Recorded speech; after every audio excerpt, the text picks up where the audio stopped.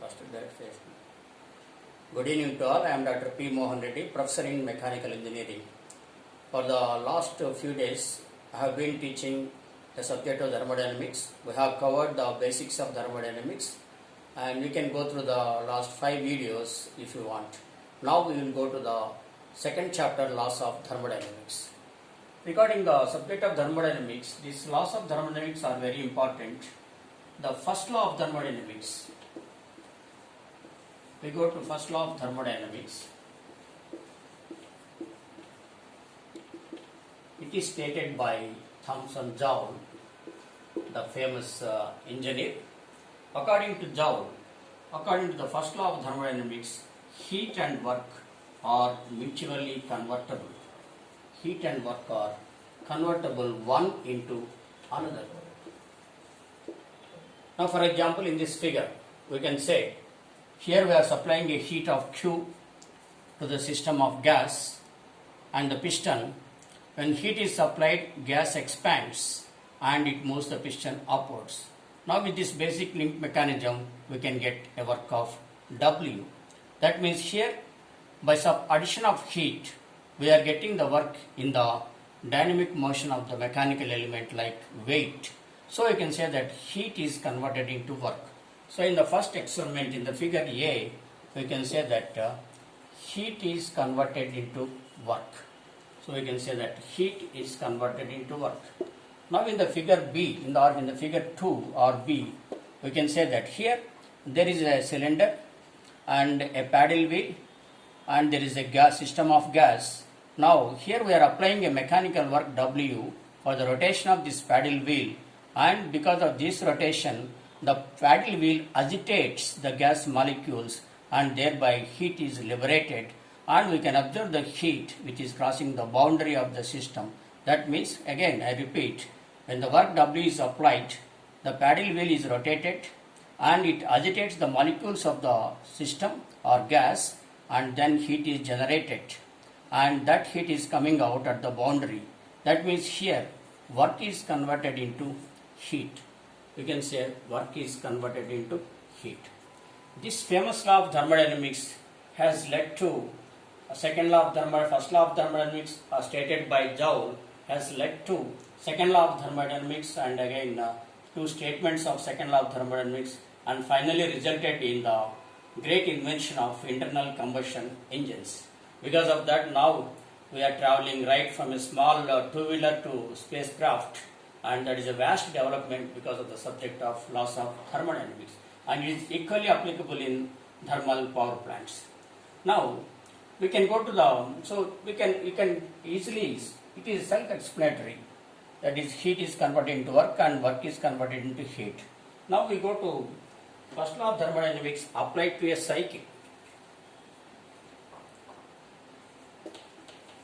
Applied to a cycle.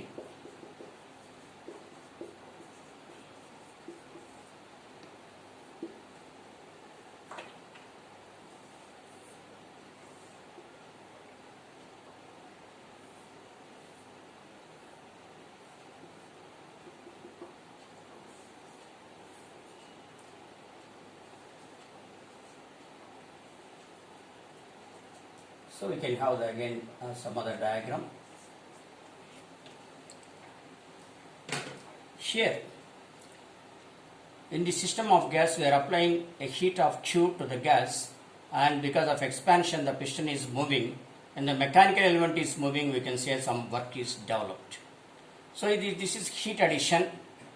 We can give in a 3-dimensional, that is a cycle. So heat addition is given by a process called as, that is Q1 here, Q1, and because of that expansion of the gas takes place and the piston moves. So here expansion of the gas is taking place, and here we are getting a work of W1, or we can and again when this is called as heat addition and expansion of the system. Now again we compress the gas with the help of the downward movement of the piston. When the piston is moved downward, the gas gets compression. So again here, this is called as compression process.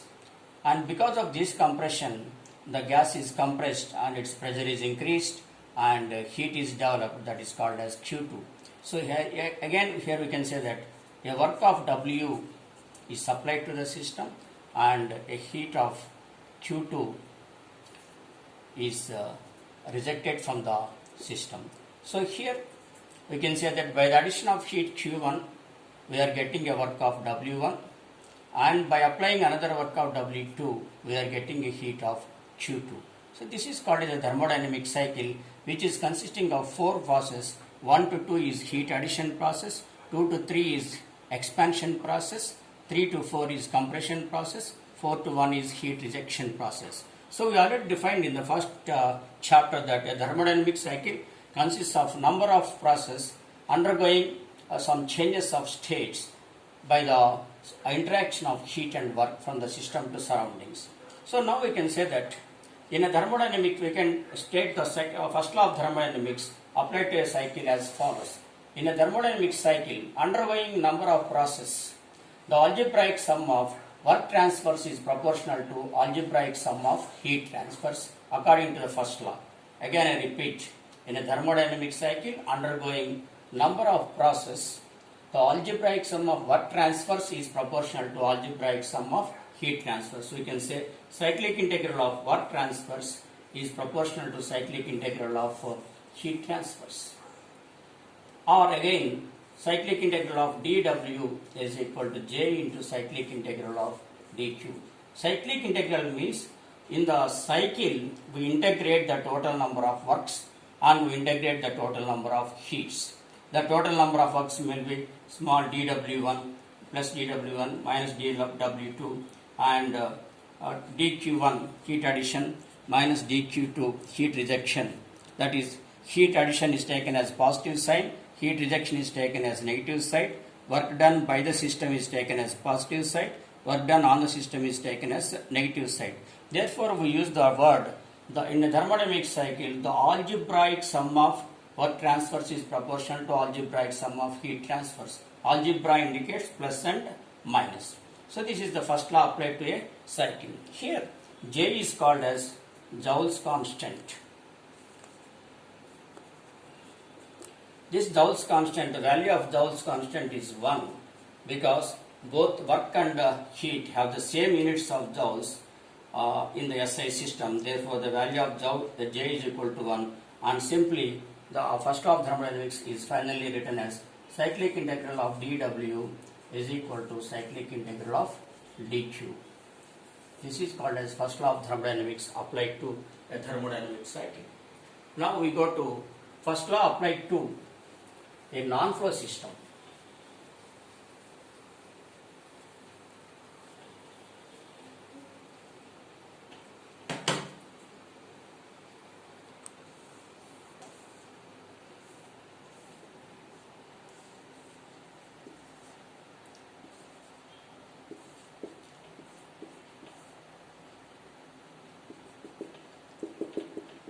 So this is a non-flow system.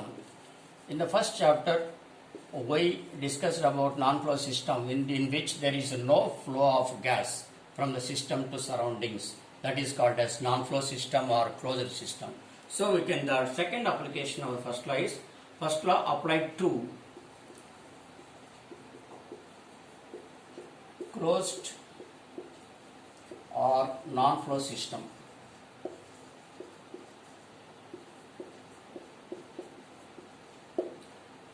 According to this statement, the amount of heat addition Q is changed into the forms of internal energy and also converted into work.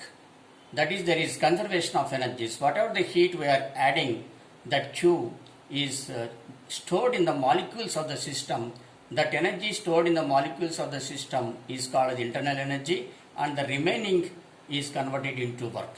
So according to this system, we can say heat Q is equal to delta U plus W. That means the heat Q is converted into change in internal energy plus W. From this we can define change in internal energy is equal to Q minus W.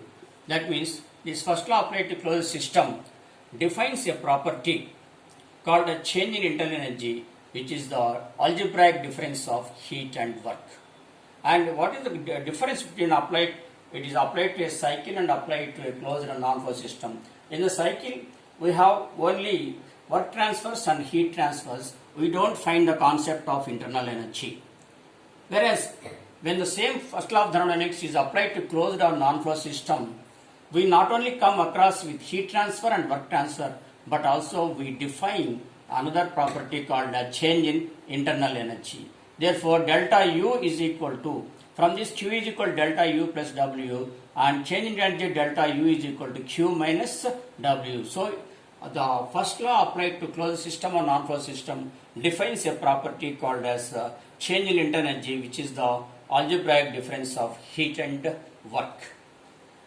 So, dear students, tomorrow we will go to that some definitions of arising from first law and some corollary substatements of first law and also limitations of first law. Please go through this. They are easily understandable. Go through the video through once or twice. You can easily understand the subject matter. And finally, I want you to subscribe with this channel, thermodynamics subject or online classes for mechanical engineering, if you feel happy, and also circulate or forward to other students, and so that some remaining students also get some idea about it. So please subscribe to this channel and also forward to other students. Thank you.